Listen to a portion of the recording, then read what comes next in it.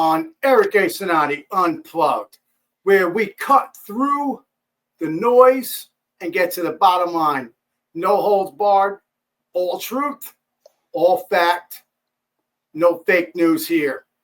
So, ladies and gentlemen, in a unprecedented move, which is obviously capturing global attention, President Donald Trump and Russian President Vladimir Putin have agreed to initiate negotiations aimed at eventually, hopefully, we all hope, ending the ongoing war in Ukraine and Russia and all the proxies involved.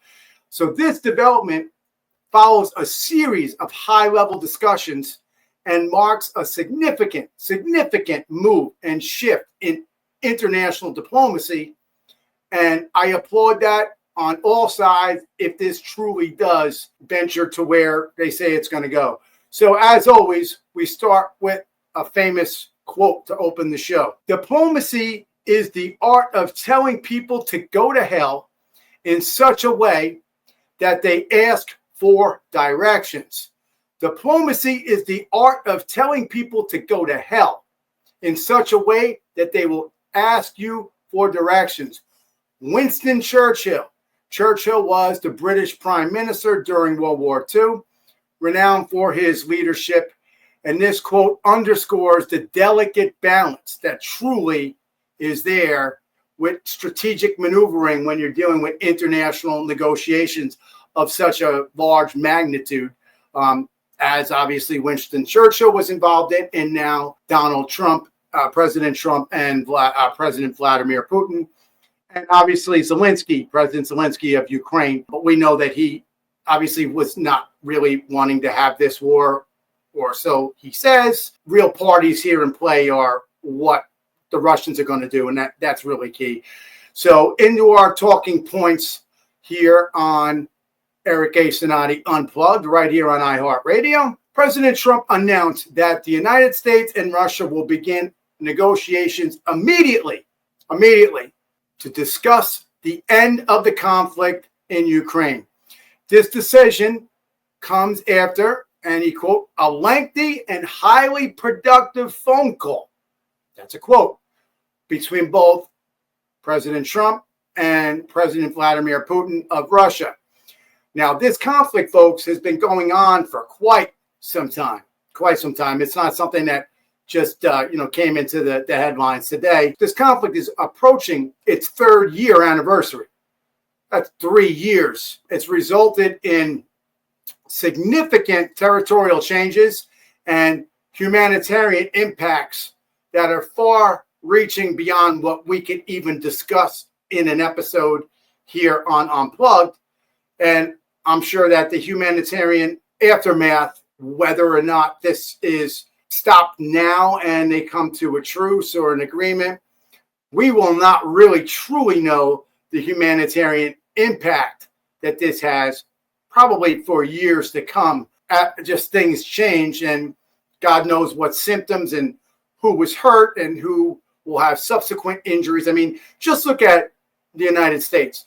We went to war in Afghanistan and then Iraq and the global war on terror as a whole, and look at our disabled veteran population and what people are facing 20 years after. I mean, 9/11 was more than 9/11 2001. We say 9/11 loosely now, but that was more than 20 years ago. So, and we're still facing the repercussions with our infrastructure and here in America and the way our lifestyle has changed. And we're dealing with the veteran population here in the United States who is suffering many disabilities. We have suicide on the high, that they never really want to talk about the truth on that. How many people actually commit suicide on a daily basis? And that's just the military population. Now, if you were to look at a country like Ukraine and even Russia, besides their military, that'll be impacted by what has occurred during this conflict. But also, what about the civilians? See, we here in the United States don't really think about that, because the only time we've really had something on our home turf was 9/11/2001, and that was a one-day incident. Lots of people were hurt and killed, but it was not a continuous bombardment in several locations. We had 3 different locations, one basic incident of 3 different things that occurred, but one incident in one day. Imagine, and then the previous time that this happened was, Pearl Harbor. And again, it impacted mostly the military community, not so much the civilian community there. But when you look at Ukraine and Russia, you're talking about conflict on the ground inside of these countries. So you have military casualties and military injuries and traumatic brain injury and PTSD. That's going to be in play for all those people involved there. But you're also going to have the civilian population of Russia and the civilian population of Ukraine. So that's why I say loosely that the humanitarian crisis and issues will probably reach many years down the road, and we may not even truly know the outcome of all of them moving forward. President Trump said in a quote, "I think President Putin wants peace, and President Zelensky wants peace." And Trump said, "I want peace." That's a direct quote from President Trump. "I think President Putin wants peace, and President Zelensky wants peace, and I want peace," said President Trump. That is a positive step, I would say. What say you, Carrie? You with me? Well, of course, you have to wait until I have the mic off, right? I'm sorry. I didn't mean to throw you in there, but I mean, this is big stuff. Somebody that's not involved in politics and not involved in this kind of thing. What's your thought? What do you think? Well, I'm so glad that somebody is finally putting an end to all of that, because the human loss is just unthinkable. It fought, yeah. I mean, even with the Koreans that were sent over there, they were lost how many thousands of people? It's just And what's awful. What's crazy is I think that was North Koreans. You're saying, yes. What is interesting about the North Korean, I think that was maybe a show of strength or some attempted from North Korea, Kim Jong-un, to make friends with Russia or whatever. I have no idea what that was. I think it was more like a show of strength, and actually it was really a show of weakness. They got killed. Nobody's actually spoke of any battle or anything that they truly did anything great. Have you heard anything? I haven't heard anything that they did that was wonderful other than get killed. What I heard was when there was something where they knew there was going to be high casualties, they sent the North Koreans battlefront. Yeah, I kind of heard that too, honestly. I did. You have to ask yourself, is that truly what was happening? Because if it was, then that really is a really, really sad display on everybody's part. Well, unfortunately, you're never going to know. No. Well, listen, we're a little off record here, off conversation, but you yesterday they're proposing a task force in Congress. They're still talking about the Kennedy assassination, and we haven't, so I don't think we're still talking about that. There's still rumors on who helped John Wilkes Booth kill Abraham Lincoln. They're still talking about that. Let's get real here. I don't think we're going to hear much on anything anytime soon. That should be a show, though, to talk about that task force. Did you hear about that? About really getting classified information out there sooner to the public? That the government secrets that don't really necessitate national security? What I saw, it said that an order that went out in 2017 that all that stuff was supposed to come out, and they just found out it didn't. There's like 3,000 records they still haven't gone through to see what's even in them. Yeah, I believe when President Trump had been previously interviewed on it, he said he actually went to open the file, JFK file, and we're talking he wants to do RFK, JFK, and Martin Luther King, Reverend Dr. Martin Luther King, all 3. I think it's great. Let's do it. He said last time when he went to open Kennedy, the John F. Kennedy file, they actually asked him not to read it because they said that there were still people alive, or I guess, that were involved. He said, okay, I guess I won't. From what he did see, it wasn't going to be a major shocker that people didn't think already. So he said this time he intends to do it.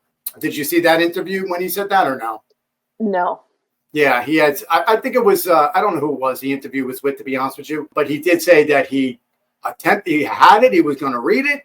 And they said, Mr. President, we are advising maybe you don't do it because there are people still involved that are alive. But he said what he did see was maybe nothing that's going to, poof, make any lights go up that we didn't already assume or think. But anyway, again, another episode. Getting back to Ukraine and Russia, Saudi Arabia previously had hosted international summits aimed at advancing the peace efforts in Ukraine, reflecting its interest in serving as a role as like a mediator in global conflicts. That's a good thing. And Trump said, quote, we're going to meet in Saudi Arabia and we're going to see if we can get this war settled. We are going to meet in Saudi Arabia and we're going to see if we can get this war settled. End quote, President Trump. I think that's good. Saudi Arabia, I guess that, they've generally have served as a mediator in several Middle East kind of things. So this is an interesting meetup, I guess, but I guess it's really far removed. If anything, it's kind of really removed from Russia and Ukraine. It's not even their area of the map, let's say geopolitical area. So I guess maybe they really don't have what would you say, a iron in the fire, but everybody really has an iron in the fire when we're talking about global power and whatever. But I guess because it's not a Middle Eastern country. Now there is some up and down reactions here, but Ukrainian President Zelensky expressed a willingness to cooperate and emphasized the need to address the root causes of the conflict. And that probably could be several episodes we could do on that. But with that, folks, we're going to take a short break. Eric A. Cinotti, Unplugged, right here on iHeart. Coming right back at you. At the Rembrandt Law Firm, we understand the importance of your constitutional rights. We truly care that we must get a client their desired result. If your freedom is compromised in any way, you call us. We do immigration, state and federal criminal defense, personal injury, bankruptcy, DWIs, family law, real estate law. We want you to be confident in our ability to represent you. Welcome back. Eric A. Cinotti, Unplugged, right here on iHeartRadio. So where we were before we went on the break, we were discussing President Trump in communication with President Vladimir Putin of Russia. They're going to circle around for a meeting in Saudi Arabia to hopefully, quote unquote, President said, settle this war. Vladimir Putin of Russia seems to have an interest in that. The United States has a vested interest in peace among these two nations. And President Zelensky of Ukraine obviously wants peace too. He emphasized that this is important, and I left it that his real concern is the root causes of the conflict, which could, again, be several episodes. But concerns have been raised in Kiev about the potential sidelining of Ukraine in these negotiations. And many could see that. Zelensky said, quote, "No one wants peace more than Ukraine. Let's get it done." That is a quote from President Zelensky of Ukraine. Now, who am I to stand here and pontificate on my soapbox about what American foreign policy should be and what President Trump should do and Vladimir Putin? It's not my position to say. But I will say one thing, that I kind of understand a little bit where Zelensky is going here, saying that proper representation of Ukraine is imperative in a peaceful process to an end of a war, considering Ukraine is one of the countries engaged in hostile action with Russia. Obviously, the United States being the superpower, Donald Trump being the man of the deal. If anybody could broker the deal, it's going to be him. I just truly hope that what President Zelensky is saying here is that their interests are truly represented. And I do believe that President Trump will represent their interests fairly at the table. I do believe that. All of this, if you really want to go back and talk, and it's not in my notes, and my producer always gets so happy when I go off script, but let's think back to the Obama administration. Let's go back to 2014. What really sparked off this situation was the failure of the United States and the Obama administration to actively get involved and do anything when Russia took Crimea from Ukraine. We're not going to get into wild discussion over that here in this episode. That is not what the plan was for today's episode. But when I see a quote from Zelensky saying, let's get at the root cause of what started this, there's several things that occurred over a long span of time. But I want us to go back and remember 2014 and a location called Crimea, which is at the southern, it's a port area of at the very bottom tip of Ukraine, and that now was taken by Russia back in 2014, again under the Obama administration. So maybe had diplomacy, or not military action, but some sort of diplomacy or some sort of action bigger than what we would see here, maybe we wouldn't be where we are today. Strictly speculation, bots and trolls, speculation, because here we are 10, 11 years later, and it's a far larger war. A lot of people have died, and it's a humanitarian crisis. And really, this spun off 2 administrations ago. So the Obama administration slept through it. And then, the Trump administration, he was heavily engaged with President Putin, and there was no active war at that time. And then the Biden administration they slept straight through. They didn't even hit the snooze button. Maybe Obama did hit the snooze button and woke up a few times, but Biden just slept straight through.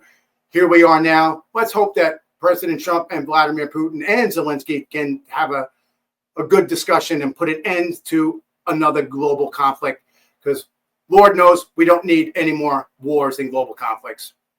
Let's not prop up the military industrial complex, and let's stop spending money on useless wars and people dying for no reason. It's just got to be a time to look past that and think of more brighter, intelligent things than fighting and killing each other. It's just got to end. But this is a shift in U.S. policy.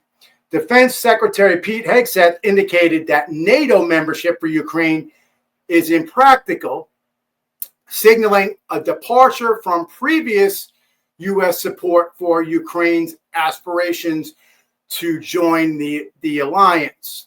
Not sure how much is going to go into play with that.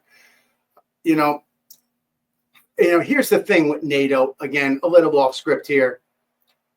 It's like the United Nations, another organization that the United States just pools tons of money into, and we get very little return on our money. So I don't know where this is going to play out.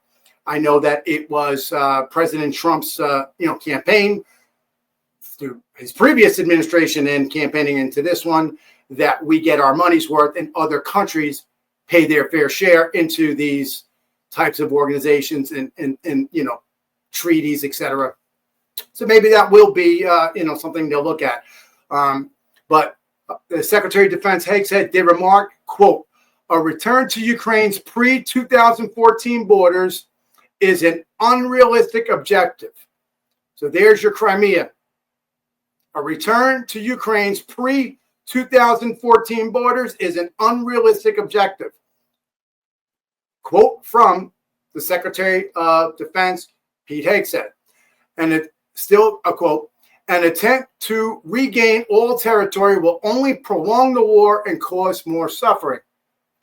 Again, subject to speculation, subject to intelligence briefings that he and his people are receiving that we're not privy to at this point in the game, in the story, in the news cycle. So why they feel that is the case, I don't know, and I'm not going to speculate on that. I mean, I guess if I were to speculate a little bit, I would say if Crimea were, and again, 2014 was the year with Crimea, I guess for the best sake of Ukraine, if they were able to at least get back to where they were with just losing Crimea and having the rest of Ukraine and not be fully engaged in conflict and people getting shot, blown up, and having all this nonsense and war and death and humanitarian suffering across the board, maybe that is a good suggestion. I don't really know what the good suggestion is. I'm sure that President Zelensky of Ukraine is probably wanting to have Crimea back annexed back into his country, since it was part of his country pre-2014 when Crimea fell to Russia. But again, I'm a news pundit. I'm a commentary person. I'm not doing United States diplomacy, so it's not for me to make that decision. Maybe one day when elected into the appropriate office, I can be that person. Then I will give you my real opinion on what I think. International reactions. There are several reactions across the globe. Mixed, but I think fairly united in that. European allies have expressed an unease over the United States engaging in direct negotiations with Russia, potentially sidelining the Europeans' role in the peace process. Again, I'm going to just say it, not in my script. Where were you, European Union, during this entire war process? Where were you in 2014 when Crimea was taken from Ukraine? And where have you been for the past 11 years?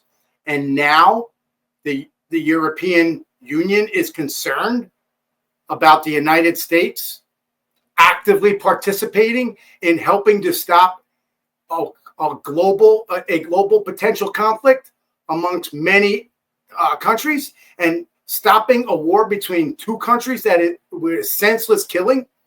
I mean, again, I guess European, they have a different opinion. Who am I to speak? But where were you for 11 years? Now that President Trump is going to negotiate in Saudi Arabia, so it's a third country, outside nation, mediating the process. Not like it's home court advantage in Russia or in the United States. It's at a neutral place that, quote unquote, does not have an iron in the fire. So why would the European Union have something to say? I suspect the little NATO word might have something to do with that. And I suspect that, there are still a lot of uneasy people about President Trump coming back into office and the things that he can do, he might do, and he got a mandate by the American people to do all the things he campaigned on. So I guess if you were somebody that were flapping your lips for the past 4 years under the previous administration, you might not be so happy that President Trump is very proactive in office less than 1 month and has accomplished how much so far. He's already got to sit down. I'm sure he might be in North Korea by next week. Who knows at the rate he's going. So anyway, we're going to take a short break. Eric A. Cinotti Unplugged. Don't go anywhere. We'll come right back.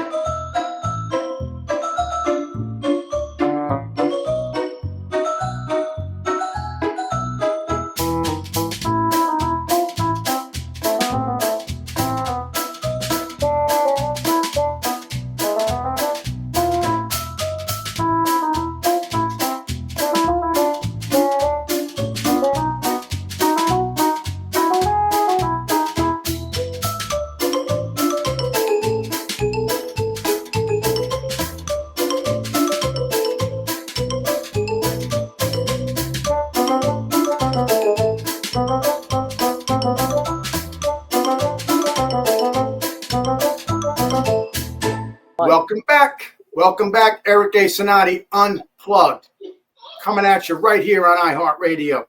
So right before the break, we were discussing the European Union's feelings and thoughts about this peace brokering mediation meeting that is going to take place in Saudi Arabia. And they felt that, that they should have a little bit of a role in this process. And again, I ask it where they were for 11 years. And I haven't been scrutinizing this story, so I'm not going to proclaim on my soapbox to know all the details. I'm just giving you what I have here. I'm sure they've said and done things, but have they done anything truly? Have they done anything like President Trump actually getting a meeting and a sit down with the president in a neutral location? I don't think so, because this war's been going on and the last administration really didn't do much about it other than to just send money and purchase military stuff to engage in the conflict of more building of the military industrial complex, spending money because I guess war's profitable for some people, but not on this show. Wars profit nobody. Wars kill people and damage people for life. Remember that?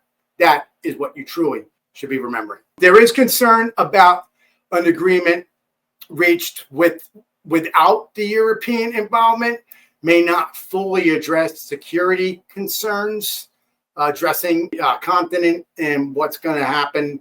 I don't understand where the specificity is of what security concerns they would be alarmed about, because again, Russia took Crimea back in 2014. Here we are, 2025. That would be 11 years later, folks. And now, because President Trump is going to meet with President Putin in a neutral location, they're very concerned about security around the continent. Security concern. I guess there was no security concerns since 2014 to now. I guess they're just concerns now because there's going to be maybe an end to the war. And then Germany, their foreign minister put out, and here's a quote, Ukraine must have an agency in the negotiations. Not really sure what they mean by an agency in the negotiations. I know that President Trump has communicated several times with President Zelensky of Ukraine. We obviously said a quote from President Zelensky a few minutes ago at the beginning of the show, the top of the hour. I know that there's communication, so I'm not sure what Germany's foreign minister is saying an agency in the negotiations. I'm sure if the negotiation is really unfavorable for Ukraine and the Ukrainian people, I'm sure that President Zelensky will have a voice to open his mouth and say something. He has media. He's obviously engaged in a military conflict with Russia, so he's not afraid to go against Putin. So I don't understand if he was concerned about not having an agency. They said agency. I would say an iron in the fire, a horse in the race, whatever term you want to use. I guess that's what they mean when they say an agency in the negotiations. I'm guessing. You think that's what they mean, Carrie? An agency in the negotiations? Do you think it's like, do they have an iron in the fire or a horse in the race? You think that?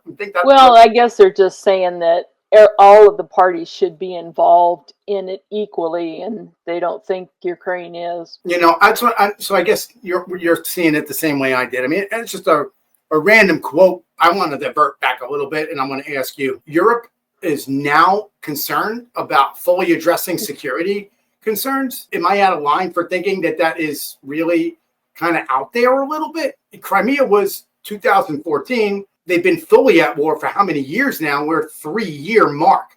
Pretty much the entire President Biden administration, Russia and Ukraine have been in conflict. Basically, I guess they waited until President Trump did not take office for the second term and Biden won. And again, we're not going to get into who truly won. I don't want to play that bots and trolls. They obviously, it seems to be very interesting how that worked out in timing, that they went into an actual war and we're hitting the 3-year mark now. I mean, what say you, Carrie? I think the whole thing is ridiculous, and why they let Putin do what he did is unrealistic. Right. And everybody everybody let him do it, not just Ukraine or whatever. Everybody let him do it. And here's a little one, and I know you'll remember this. I'm sure that when maybe run the video clip and audio of it. You remember when Obama and Putin were having a meeting? Then he had a hot mic moment, and he leaned over to the Russian President Putin, and Obama was the president at the time, and he leaned over and he said to him that he will have quote unquote more flexibility after his reelection. Do you remember that?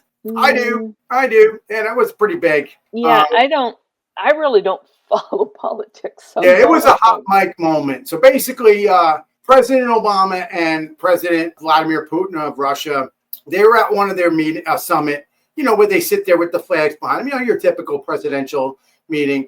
They shake hands and then they flag questions and do their, their thing. Well, I guess when it was on in between a break or at the end or wherever they were, you'll find it to put it into the show. At that point, Barack Obama leaned in to Putin and the microphone was still on and it got recorded and everybody heard it, where he said to him that they should have a conversation after his reelection because he'll have more flexibility. I believe that was almost the direct quote. I'll have more flexibility, but it was definitely he'll be able to do more. I'm pretty sure. Bot and troll me. I'm pretty sure that's not verbatim word for word, but the word flexibility and after my election, it was definitely came out of the mouth of President Obama. And then obviously he was reelected, second term now, and then Crimea was in 2014. That was after his election. I don't know. Was that his flexibility? I don't know.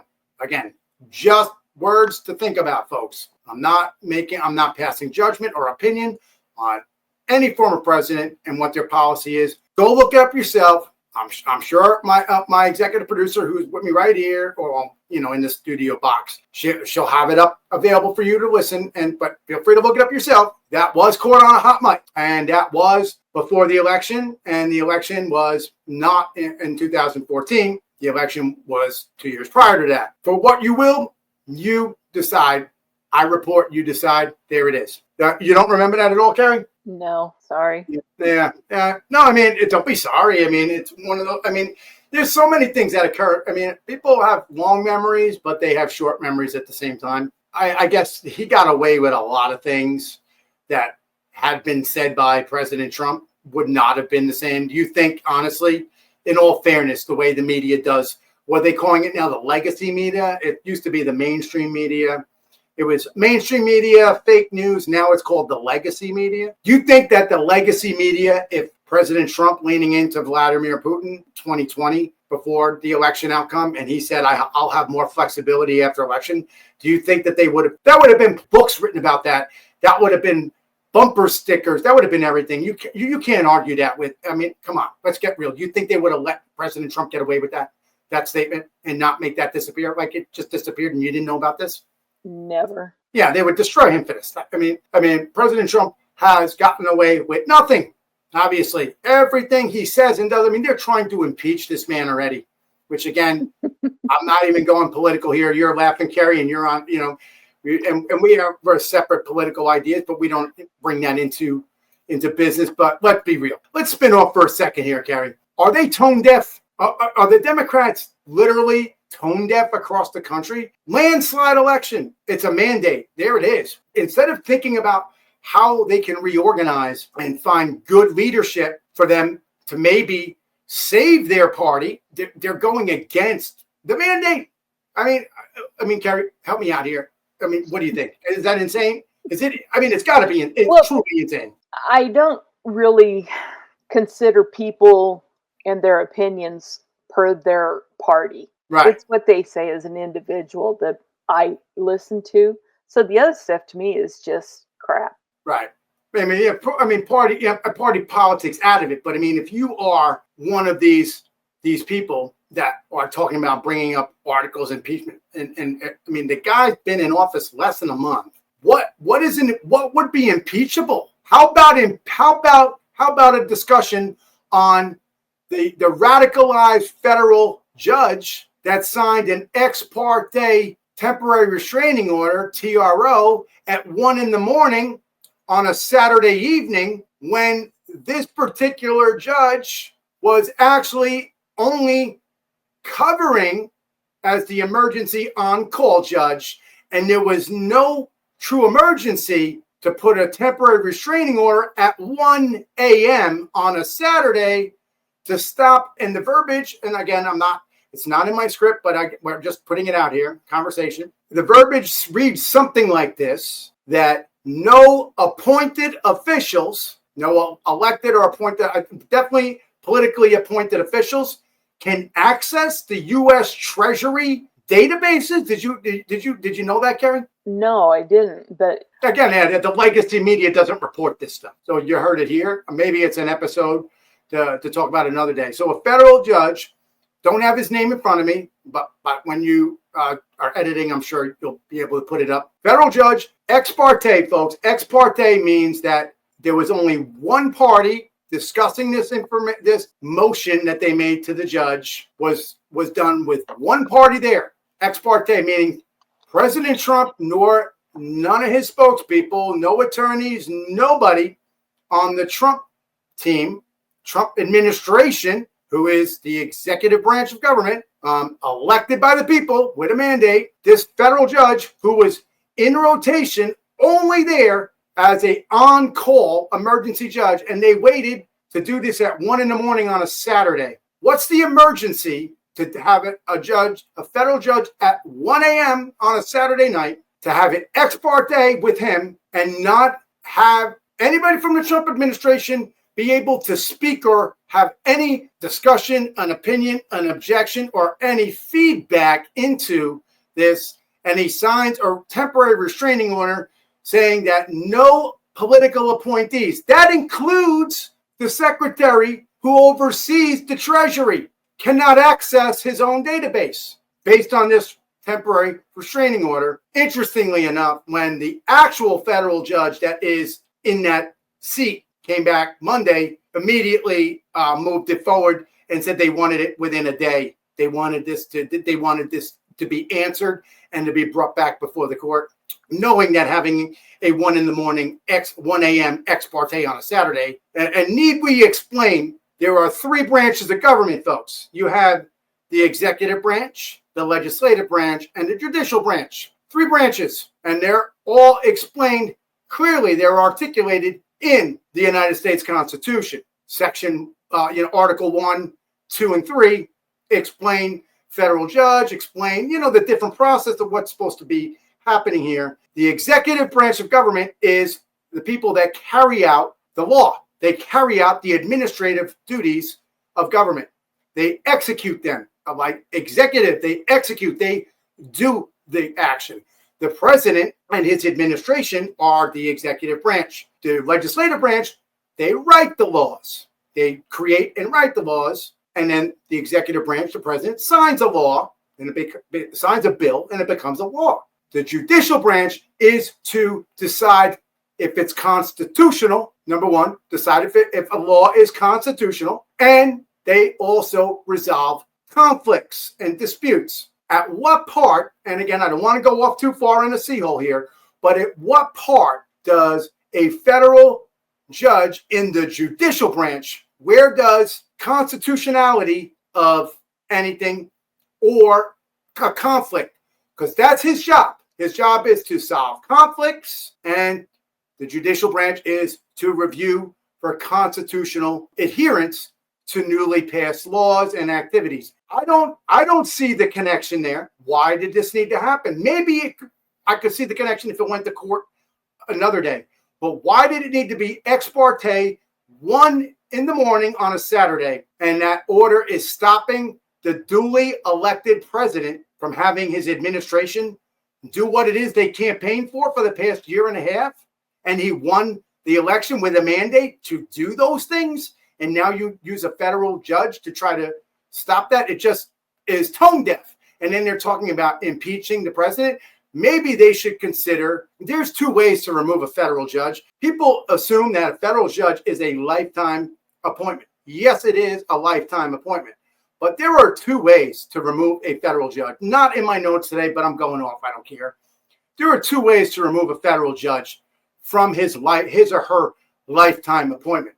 Number one is if they are the same as a president and other elected officials, they kind of consider them an official of government. If they commit felonies or it's actually high crimes and misdemeanors and things of that nature. But there's another way it can be done. See, in order to impeach, that would be the impeachment process, similar to what they attempted to do to President Trump several times in his last administration, and they're trying to do now.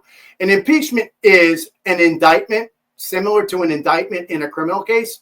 It's just an indictment. It's saying, okay, we believe, we, the grand jury, or we, the Congress, believe that there is enough evidence to move forward into a trial. In a grand jury in a criminal case, it's a trial. And in an impeachment, the impeachment is per se the indictment, and the trial is the hearing in the Senate. It's the same process for a federal judge. Now, in order to get a conviction or a conviction in a criminal court, is different. That's beyond a reasonable doubt, 99.999%. Very hard to do in a jury trial. But in an impeachment for a president or for a federal judge, you would need 67 votes in the U.S. Senate, which would be all but impossible to do no matter what party has control of the Senate. Right now, the Republicans have control of both the House and the Senate. It wouldn't go anywhere anyway, because you would still need 67 votes to remove somebody from office. That's a lot. But on the other side, there is the alternative way to take a federal judge out of office. And if I was this federal judge, I might want to think about this one. You may hear it not many other places, but on Eric A. Cinotti Unplugged, it actually says if the judge or the official has bad behavior, interestingly enough, and I'm not going to get into the articles and where it falls, but it is actually written in there, and you can be removed, and you would need a simple majority. You would need a simple majority, meaning you would need one more vote than the other side. You could have a 50-50 tie, and then Vice President J.D. Vance could be the tiebreaker to make it 51, and that federal judge who had a lifetime appointment is no more.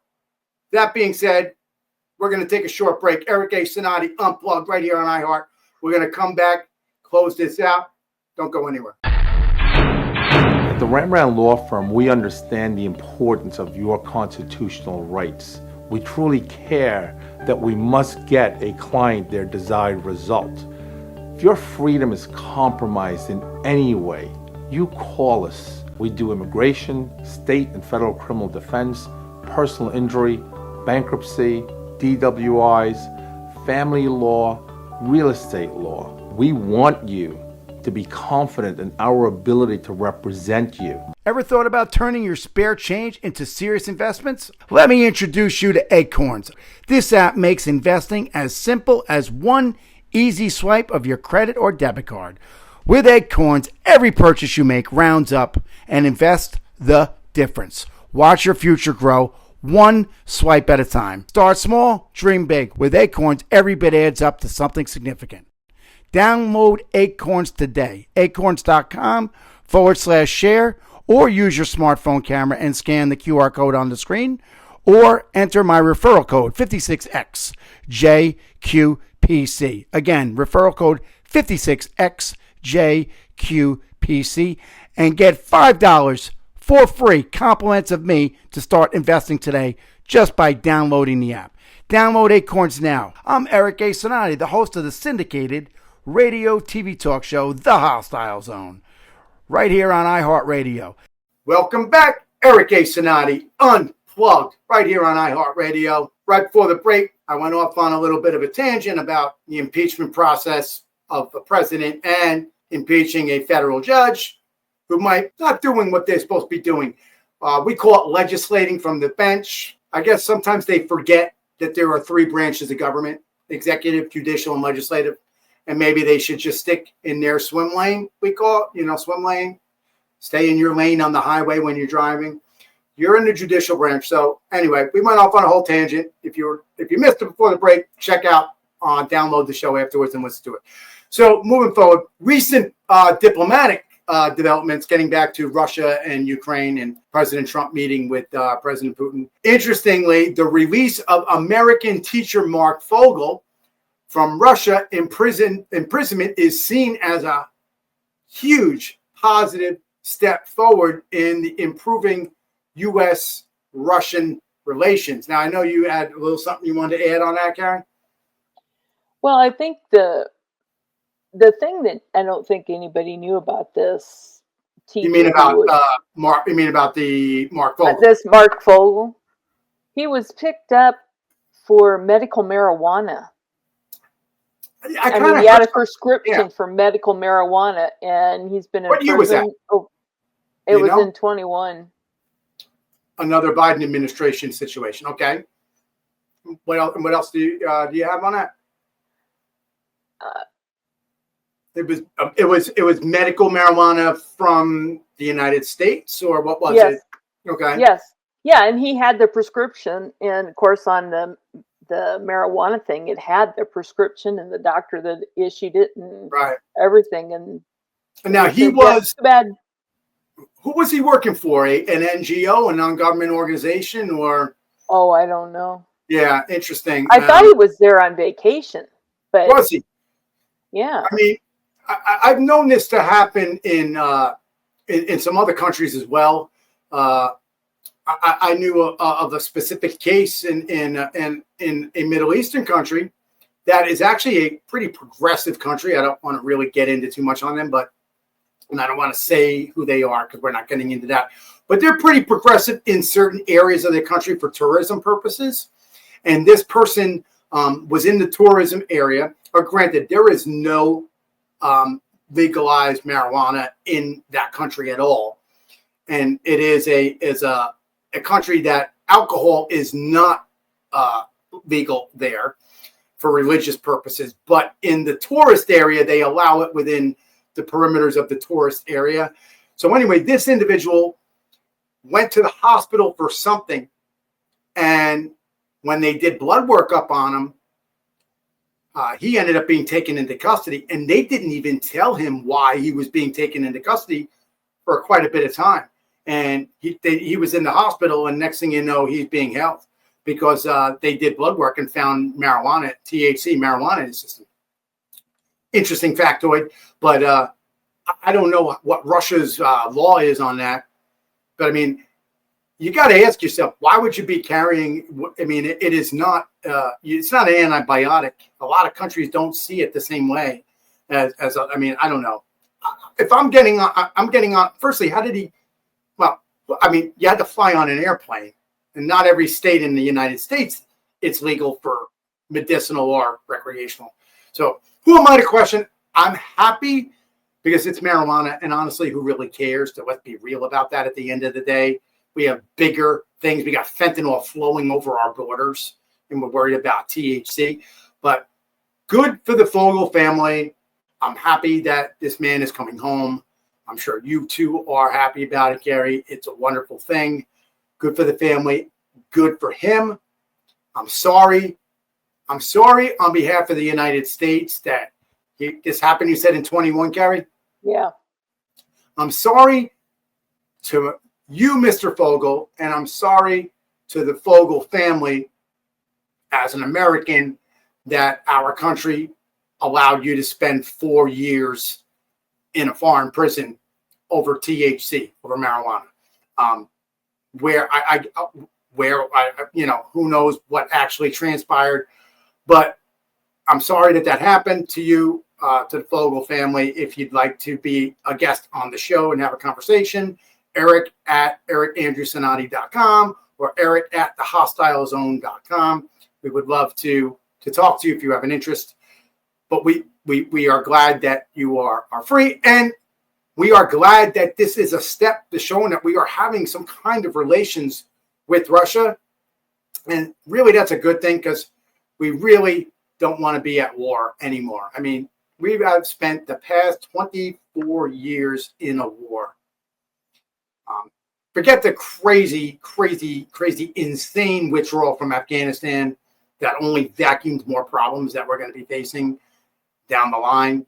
But we've been at war far too long. Too many places are at war. I'm glad to see that this occurred.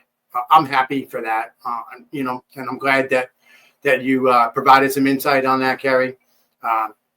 2021, that's a long time, 4 years to be in. And I'm sure it was prison is no picnic at all, but I'm sure that the Russian prison was very much not a picnic. I'm pretty sure. Don't you agree, Kerry? Yeah. I think they've been kind of referred to as hellholes. So yeah, I don't think it was any walk in the park. Yeah, I saw some photos too of some places that, are just, they're famished on not getting food, and, they're not the proper clothes, and they're freezing to death, just all kinds of stuff. So anyway, we're coming close to a hard close of the show, but the release of Mark Vogel, this move truly indicates a willingness on both sides to engage in a goodwill gesture amidst broader negotiations. It is a good sign that this occurred and we have broader negotiations going on. Ukraine, obviously, and other negotiations. That's a good sign. That's good for everybody. Obviously good for the Fogel family, good for America, good for Russia, maybe good for the whole world. Maybe, God forbid we have a little peace for a while. That would be wonderful. I hope that's the case. Quote from President Trump: we had a very good exchange, and we are looking to have more of these exchanges in the future. I believe that. I want to believe that from the very fiber of my American heart and soul. I love my country. If you watch the show, either show, you know that I truly am a patriot. I don't ever badmouth our president. I didn't badmouth President Biden. I don't badmouth our president, especially while they're in office. I can say what in the Biden administration did or didn't do, the Obama administration did or didn't do. And I spoke, obviously Trump knew about Crimea, and what the Trump administration, what did he do? He had relations with President Putin, but Crimea still had been taken from Ukraine. So I'll equally talk about any president's administration, but I will not badmouth our sitting president because I don't do that on this show. But I want to believe that President Trump truly is a negotiator at heart. If anybody truly can come to the table and make people sit, and this guy doesn't sleep, he'll sit there all day. Staffers will tell you. So I believe that he'll bring these people to the table. And I think that as much as the European Union has something to say about representation at the table, I'm sure at the end of the day, peace in two countries, and I'm sure the Ukrainians will be happy with any outcome that does not include homes being destroyed, planes shot out of the sky in neighborhoods, and all other things that are going on. I'm sure that they can deal with whatever, incidentals are going to occur at this meeting. I'm sure everybody's voice will be heard at the end of the day. And I'm sure that peace is what everybody truly wants. You heard the quotes. President Zelensky of Ukraine wants peace just as bad as everybody else. Nobody wants to fight in that war. So with that said, let's get into the closing summary before we run out of time. This agreement between President Trump and President Putin to initiate the peace negotiations really marks a pivotal moment in the Ukraine conflict. Again, it's been 3 years. 3 years of active conflict. Obviously, a full act of war. But going back again to 2014, when the whole Crimea began, we're talking 11 years total of tensions in that aspect. So while the prospect of ending the war is extremely encouraging, I truly hope that is the case. The dynamics of these talks and the roles of all the involved parties will be crucial in determining the path forward. And I guess everybody's willingness to come to the table, which so far it looks everybody to be willing to come to the table. There's a location to be had. They're going to be apparently doing this in Saudi Arabia. So it looks like the players are there and they're going to sit down, and I'm sure they'll sit for a long time. And I hope that this truly brings some closure to the ongoing conflict, and it brings peace to the Ukrainian people and the Russian people and everybody else that's affected. I truly believe that. Folks, I thank you very much for coming to Eric A. Cinotti Unplugged. As always, 180 forward, 180 backwards, 360 times 365. 180 forward, 180 back, 360 times 365 days a year, because danger doesn't take a break. Neither should you. Keep your head on a swivel, folks. God bless America. And come back. Check me out, Eric A. Cinotti Unplugged, or The Hostile Zone with Eric A. Cinotti and Bianca C. Right here, iHeartRadio. God bless America. We'll see you next time.